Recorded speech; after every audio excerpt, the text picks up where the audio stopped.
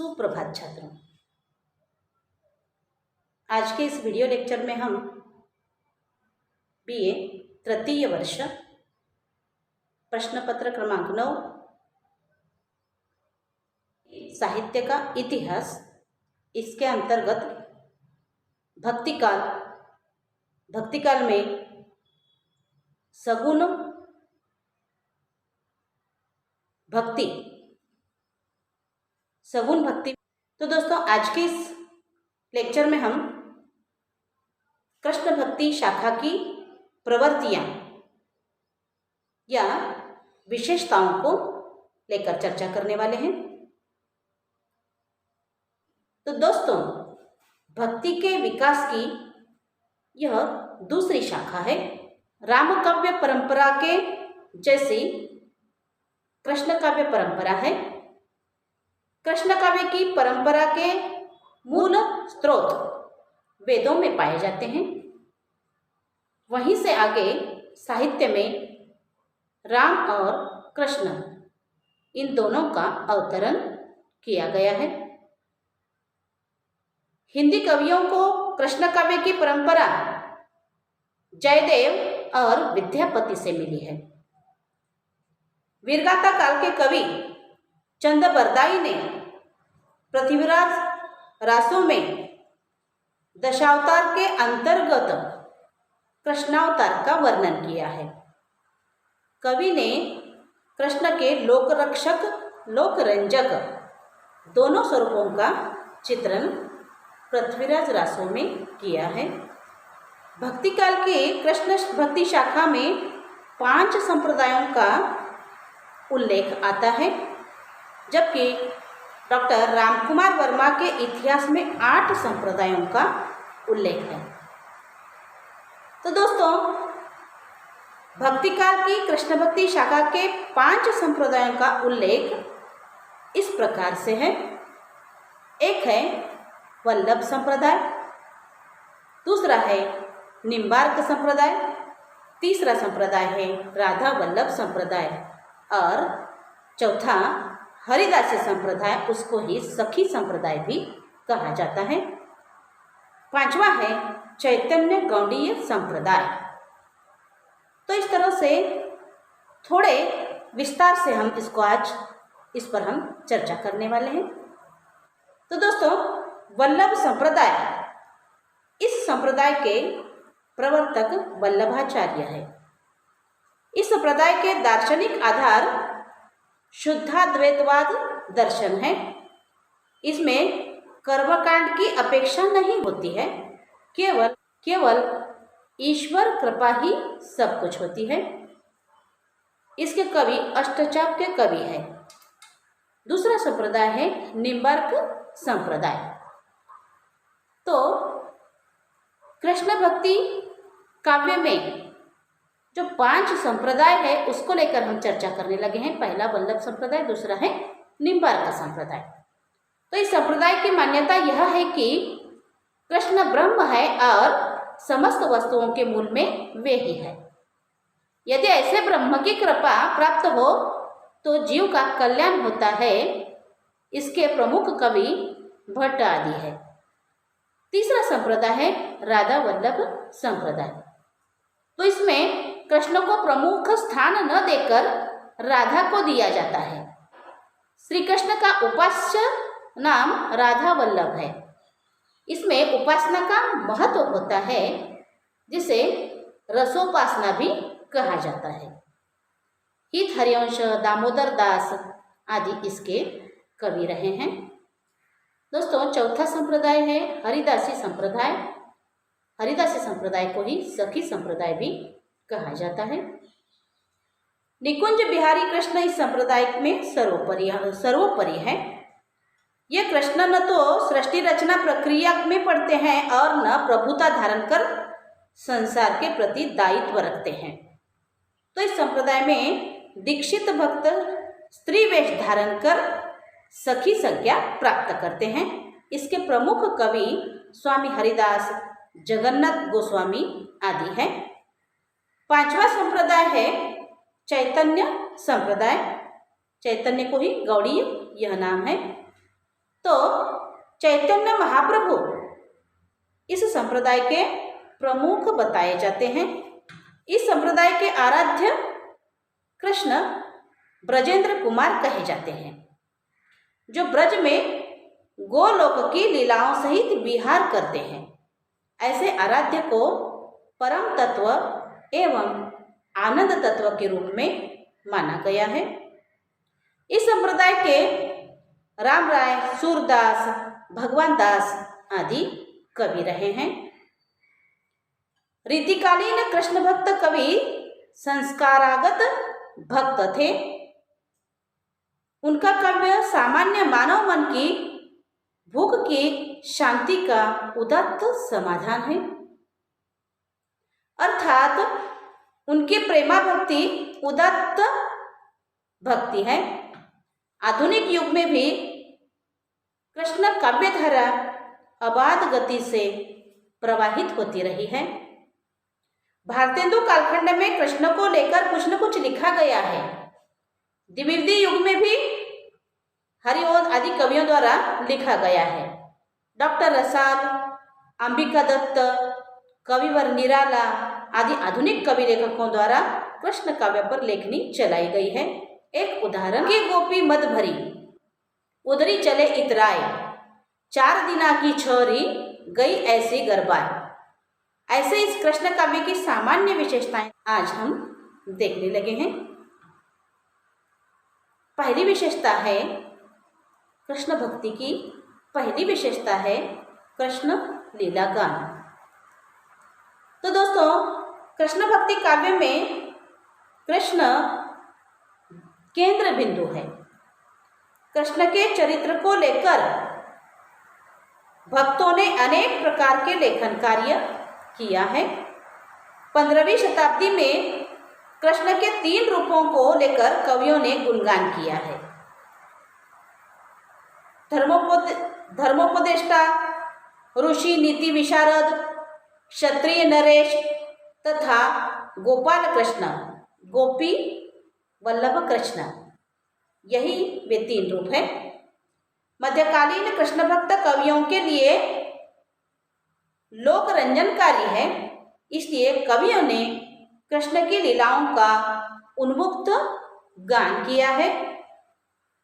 लीला का प्रयोजन लीलानंद है। इस अखंड आनंद में जीवन की आध्यात्मिक परिपूर्णता की अभिव्यंजना हुई है। लीला के अनेक कल्पित रूप है। कृष्ण की बाल लीलाएं, कृष्ण ग्वाल बाल घटनाएं, इनका सख्य रूप में लीलागान हुआ है। विरहिणी गोपियों का माधुर्य भावपूर्ण चित्रण हुआ है। अतः इस शाखा के काव्य में माधुर्य एवं भाव का अनूठा महत्व है। राधा कृष्ण, गोपी कृष्ण के प्रेम लीलाओं का श्रवण, स्मरण, चिंतन एवं गायन कवि कर्म रहा है। कवि उनके प्रणय लीला गान में लीन दिखाई देता है। इस संबंध में कहा जाएगा कि सूर काव्य में प्रणय लीलाओं का सबसे अधिक विस्तार हुआ है। तभी तो किसी ने कहा है, मोहनलाल रसाल की लीला इन्हीं सोहे। कुछ कवियों के प्रेम वर्णन सीमित रहे हैं। कृष्ण की प्रणय लीला आगे चलकर रीतिकाल में घोर लौकिक श्रृंगारिकता में परिणत हुई है। तो दोस्तों, दूसरी विशेषता है विषय वस्तु में मौलिकता। इनके आराध्य महाभारत के योगेश्वर कृष्ण नहीं, वरना भागवत के लीला बिहारी कृष्ण है। इससे पूर्व विविध संप्रदायों में कृष्ण भक्ति की प्रतिष्ठा हो चुकी है, जिसका भागवत पुराण में वर्णन मिलता है। भागवत पुराण हिंदी कृष्ण भक्ति साहित्य का आधारभूत ग्रंथ है। भागवत पुराण में आदि से अंत तक कृष्ण के ब्रह्मत्व और अलौकिक तत्व पर प्रकाश डाला गया है, जबकि हिंदी कवियों के कृष्ण में बहुत कम स्थानों पर ब्रह्मत्व और अलौकिकत्व का उल्लेख मिलता है। हिंदी के कवियों ने बाल लीलाओं और प्रणय लीलाओं का भी अधिक जिक्र किया है। भागवत में कृष्ण के साथ प्रेम करने वाली एक गोपी का वर्णन है जिसमें राधा का नामोल्लेख नहीं है, जबकि सूरदास आदि कवियों ने गोपी तथा राधा की कल्पना द्वारा प्रणय चित्रण किया है। हिंदी कवियों ने जयदेव और विद्यापति का आधार लेकर कल्पना शक्ति से काम लिया है। फिर भी हिंदी कवियों ने कृष्ण चरित्र में जो नवीन रंगरूप भरा है उसमें निखार आया है। प्रचलित कृष्ण लीलाओं का सदुपयोग करके कृष्ण भक्ति भी विकसित हुई है। इस समय के कवियों ने समाज वातावरण के अनुसार अनेक नवीन प्रसंगों की उद्भावना की है। कवियों ने कृष्ण भक्ति के साथ सामाजिक, ऐतिहासिक पक्ष का भी वर्णन किया है। सामाजिक, सांस्कृतिक और धार्मिक दशा का वर्णन कम अधिक मात्रा में हुआ है। मथुरा वृंदावन में बैठे हुए कृष्ण ऐतिहासिक प्रतीत होते हैं। भक्तों की स्तुतियाँ, प्रशस्तियाँ ऐतिहासिक दृष्टि से कम नहीं है। इस रूप में अष्टछाप आदि भक्तों का ऐतिहासिक और सांस्कृतिक महत्व है। तीसरी विशेषता है प्रकृति चित्रण का अभाव। कृष्ण भक्ति साहित्य में प्रकृति का अभाव है, अर्थात कृष्ण भक्ति साहित्य में निसर्ग का वर्णन कम है, क्योंकि कृष्ण भक्ति साहित्य भावात्मक काव्य है। इसलिए इसमें बाह्य प्रकृति का चित्रण अल्प रूप में हुआ है और जो हुआ है वह उद्दीपन रूप में है। एक उदाहरण देखिए। कोमल किरण अरुण मानो वन व्याप रही जो, मनसिज खेल्यो भागी घुमड़ घुरी रहो गुलाल जो। नंददास द्वारा लिखित यह उदाहरण हमने देखा है। प्रकृति का स्वतंत्र रूप में चित्रण प्राय नहीं के बराबर है। कृष्ण भक्ति काव्य में प्रकृति का स्वतंत्र रूप में चित्रण प्राय नहीं के बराबर है। जैसा कि वीरगाथा काल में था।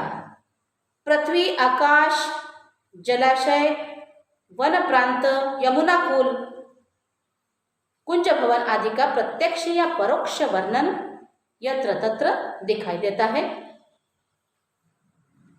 कृष्ण भक्त कवियों की भावना और कल्पना उक्त वर्णनों में अनुपम विदित होती है। जो भी हो, कृष्ण भक्त कवियों ने कतिपय मात्रा में क्यों न हो निसर्ग वर्णन किया है, वह सुंदर बन पड़ा है। उधर राम भक्त कवियों ने जो निसर्ग वर्णन किया है वह अधिक मात्रा में है। गुरु की महत्ता पर भी इन्होंने कम मात्रा में प्रकाश डाला है। चौथी विशेषता है भक्ति भावना। भक्ति भावना को ही अलौकिक प्रेम हम कहेंगे। दोस्तों, कृष्ण भक्ति के मूल में भगवत रति रही है, जो स्वभावानुसार वात्सल्य, सख्य, कांता भाव में बदलती गई है। कृष्ण प्रेम में सामाजिक विधि वेद शास्त्र की मर्यादा नगण्य है।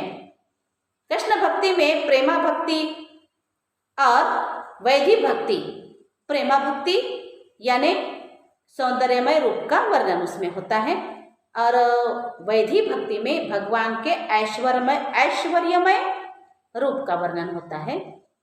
तो प्रेमा भक्ति और वैधि भक्ति का दर्शन कृष्ण भक्ति काव्य में दिखाई देता है। साधना के क्षेत्र में वैधि भक्ति प्रथम सोपान है, जबकि रागानुराग में भक्ति अंतिम सोपान है। वल्लभ संप्रदाय में परकीय भाव की भक्ति का प्रचलन हुआ है, क्योंकि उसमें माधुर्य भाव की प्रधानता होती है। अतः कृष्ण भक्तों में परकीय प्रेम भाव का वर्णन किया है, जिसमें अश्लीलता तथा अनैतिकता का लेश मात्र नहीं है। वस्तुतः परकीय भाव आदर्श प्रेम का प्रतीक मात्र है। यह सूरदास की भक्ति भावना की ये पंक्तियां उल्लेखनीय है। मेरो मन अनंत कहाँ सुख पावे, जैसे उड़ी जहाज को पंछी पुनीत जहाज पे आवे। जहाज के दृष्टांत के माध्यम से कवि ने भक्ति भावना को स्पष्ट करने का प्रतीकात्मक प्रयोग किया है। वैसे परकीय भाव के अतिरिक्त कृष्ण भक्ति काव्य में दास्य भाव भक्ति तथा नवधा भक्ति का भी चित्रण मिलता है, सख्य भक्ति का चित्रण मिलता है।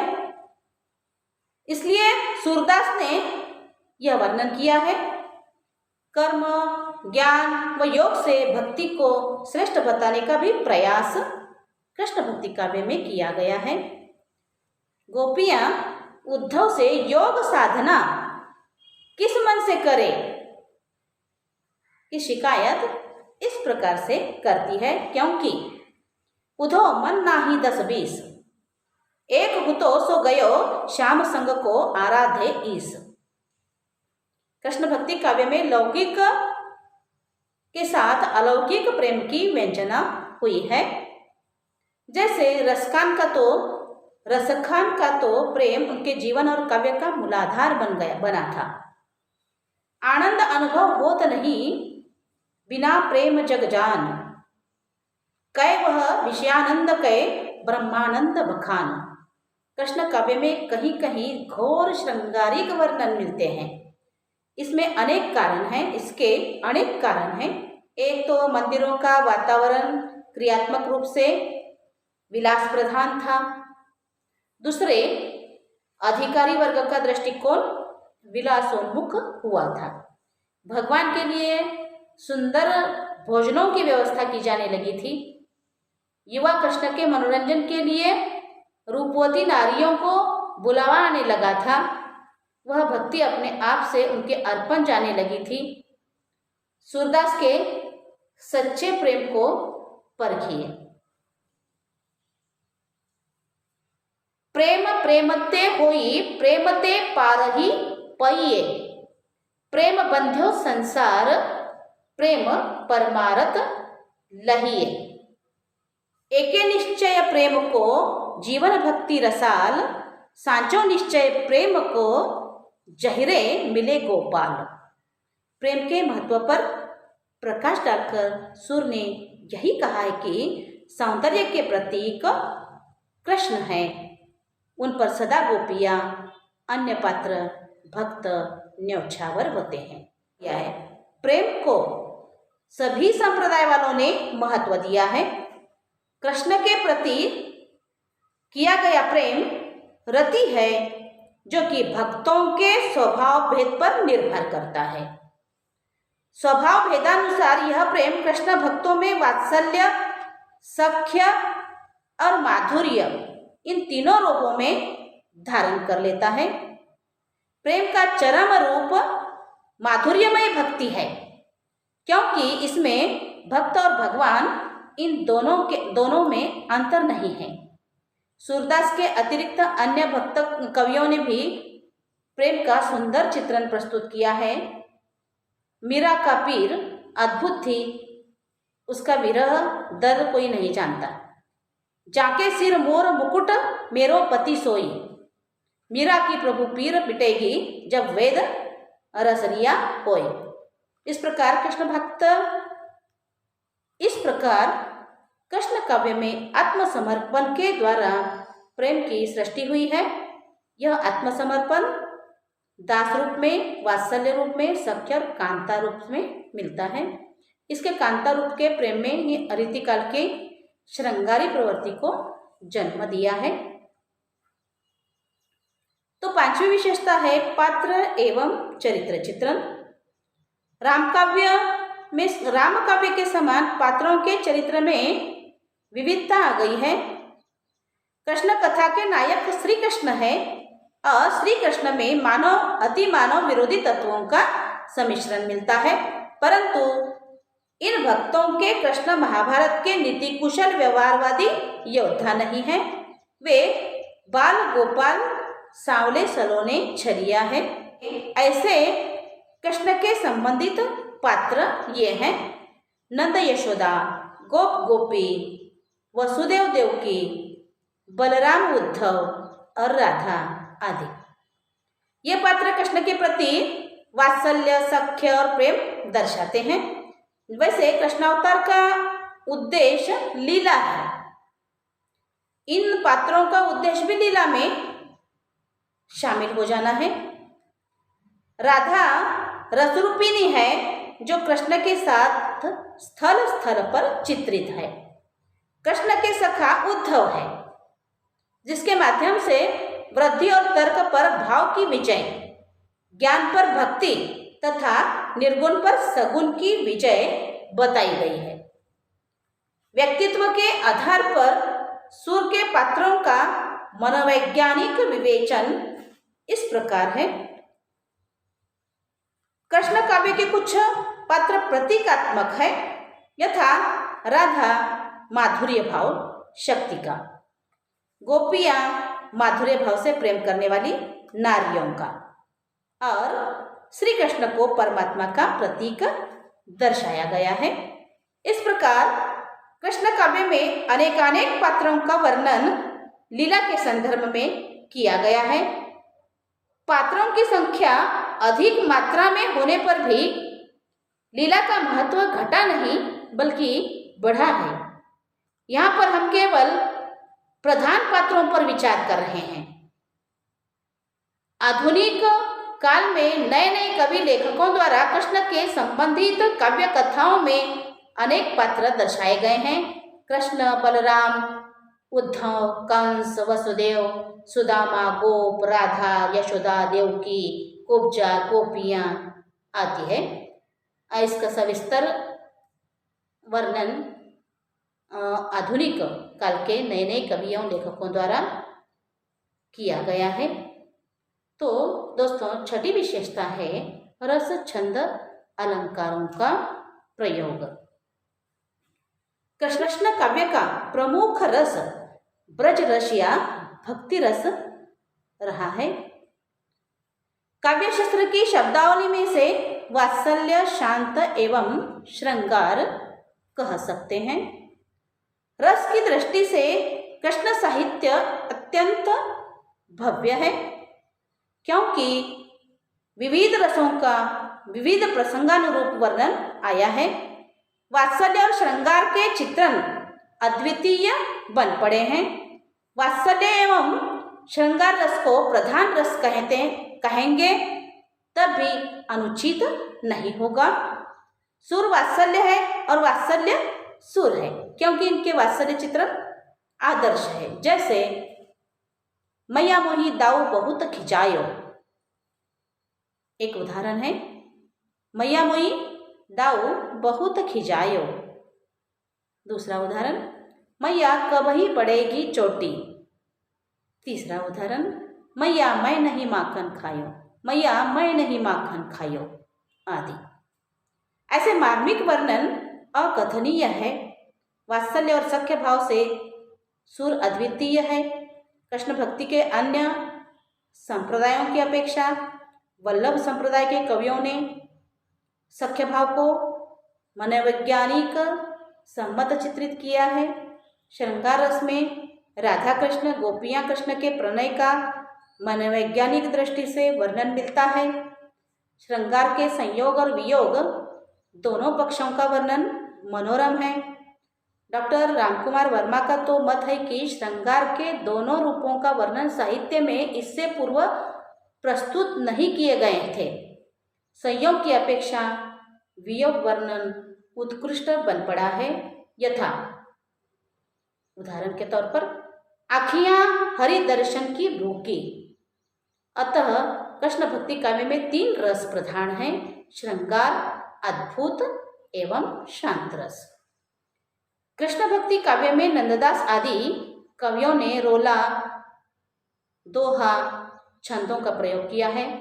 सूरदास ने सुरसागर में कुछ स्थलों पर रोला चौपाई का प्रयोग किया है, पर प्रधानतया उन्होंने पद ही लिखे हैं। अन्य कवियों ने रोला, दोहा और छंदों का प्रयोग किया है। फिर भी कहा जाएगा कि चौपाई, रोला, दोहा ये ही प्रधान छंद थे। गौण छंदों के अंतर्गत कवित्त, सवैया, गीतिका, हरितालिका आदि रहे हैं। अलंकारों में प्रायः सभी अलंकारों की स्वाभाविक योजना रही है। फिर भी इनमें उपमा, रूपक, उत्प्रेक्षा, संदेह, अतिशयोक्ति प्रधान रहे हैं और शेष गौण हैं। अतः कहा जाएगा कि कृष्ण भक्ति काव्य में लगभग सभी अलंकारों, शब्दालंकार और अर्थालंकार का प्रयोग हुआ है। इस समस्त अलंकारों के प्रयोग से काव्य में सौंदर्य की अभिवृद्धि हुई है। सातवीं विशेषता है दोस्तों काव्य रूप और भाषा शैली। तो इस कालखंड में कृष्ण भक्ति में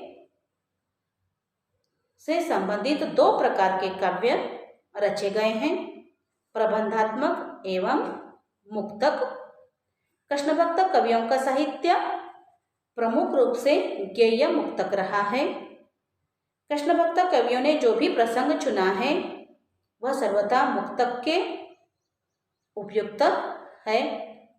संपूर्ण कृष्ण काव्य में